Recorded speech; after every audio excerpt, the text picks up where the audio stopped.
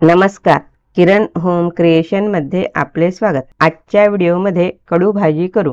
ही कडू भाजी रानभाजी आहे। पाऊस पडला की आपोआप उगवते, पावसाळ्यामध्येच निघते। दांड्या काढून घ्यायच्या। ही भाजी शेतामध्ये कुपाकुपाने उगवते। या मोठ्या दांड्या खुडून घ्यायच्या। भाजी कशी करायची ती बघू। भाजी भरपूर पाण्याने दोनदा धुवून घ्यायची। त्यात बारीक रेती मातीचे कण असतात। भाजी टोपलीमध्ये उपसून घ्यायची। पाणी निघाले। एक पातेलं गॅसवर ठेवूया। त्यात लोटीभर पाणी घालायचे। 2 मिनिटांनी पाण्याला उकळी आली, त्यात ही भाजी घालूया।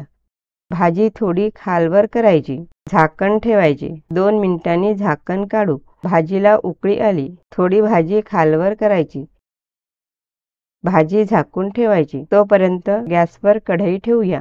त्यात साधारण 2 चमचे तेल घालायचे। भाजीला भरपूर तेल लागतं। पाव चमचा मोहरी घालूया। मोहरी तडतडली, 2 मिरची घालायची। लसणाच्या 2 पाकळ्या बारीक काप करून घेतले। पाव चमचा जिरे, थोडा लसूण परतवून घ्यायचा। लसूण थोडा होऊ द्यायचा। त्यात 2 लाल मिरच्या घालायच्या। 2 मोठे कांदे बारीक चिरून घेतले ते घालायचे। कांदे मंद जाळावर तांबूस होऊ द्यायचे। यात कांदे भरपूर असले की चव छान येते। कांदे तांबूस झाले, भाजी टोपलीमध्ये उपसून घ्यायची। भाजी न उकळताही करू शकता। भाजी थोडी पिळून घ्यायची। गरम असल्यामुळे भाजी झाऱ्याने प्रेस करते। भाजी उकळली की कडसरपणा कमी होतो। थोडी मोकळी करायची। त्यात 1 टमाटर घालायचे। टमाटर झाले, त्यात 1 चमचा तिखट घालूया। चवीनुसार मीठ, थोडी हळद। उकळलेली भाजी थोडी मोकळी करून घ्यायची। थोडी थोडी घालायची।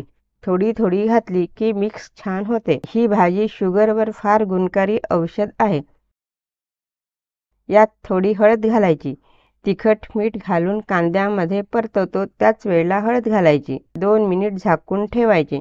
2 मिनिटांनी भाजी बघू। भाजीला वाफ छान आली, परत करायची। परत 2 मिनिट झाकून वाफ येऊ द्यायची। असे 3-4 वेळा करायचे। 2 मिनिटांनी बघू। त्यात 1 चमचा आंब्याचा कूट घालायचा। भाजी कडू असल्यामुळे आंबट गोड प्रमाण वाढवू शकता। चवीनुसार साखर घालायची।